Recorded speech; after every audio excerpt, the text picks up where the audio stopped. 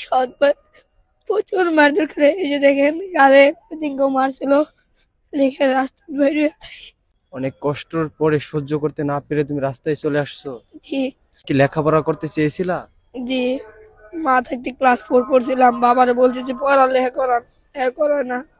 পড়ালেখা অত খরচপাতি দিব কেটা, নিজে কামাই করে না ভাত খাইতে পারস না, আর পড়ালেখা করতে কইছস মারে। এখন কি মনে হয়, মা যদি বেঁচে থাকতো লেখাপড়া করতে পারতো তুমি?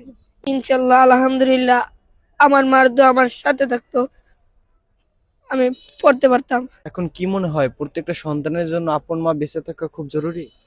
জি, আপন মা থাকলে আর ছেলেরা তো কষ্ট হয় না। আমাদের মতো অনেক ছেলে মেয়ে আছে যে রাস্তাঘাটে থাকে, তারা সবারই একরকম। মা মরলে বাবা বিয়ে করে, একটা বিয়ে করে, অনেক ছেলেরা কষ্ট পায়, যে আমাদের মতো অনেক ছেলেরা আছে কষ্ট পায়া এই স্টেশনে থাকে। সৎ মা কি কখনো আপন হয় না? না, পর তো পরই থাকে, পর কোনোদিন আপন হয়? আম্মু আমার মুখ বের আম্মু ডাকতাম, কিন্তু ওর পাত্তাই দিত না। সৎ মাকে তুমি মা বলে ডাকতা, কিন্তু মা বলে আর তোমাকে বাবা বলে সাড়া দিত না? না না, আপন মানে আম্মুকে ডাক দিলে কইতো কি হয়েছে বাবা বলো।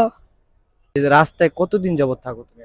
রাস্তা অনেক দিন ধরে, এই 5-6 মাস। এই যে রাস্তায় আসলা, রাস্তায় থাকতে এখন বর্তমানে কেমন কষ্ট হয়? অনেক কষ্ট হয়, যে একবেলা খাওয়ান কেউ দিলে খাই, আর না হলে যে কাজ করে খাইতে পারি। অনেক থাকতে কষ্ট হয়, রাতকে ঠান্ডা লাগে। পলিটিং আছে, বড় পলিটিং বিছা, এই যে আমরা 3 জন ঘুমাই থাকি, শীত করে, এই যে এইটা পিন্ধে ঘুমাই, অনেক শীত করে। ক্ষুধা লাগে, খিদা লাগলে প্রচুর কষ্ট হয়। মানুষের কাছে খাবার চাইলে মানুষ তোমাদেরকে কেমন মূল্যায়ন করে?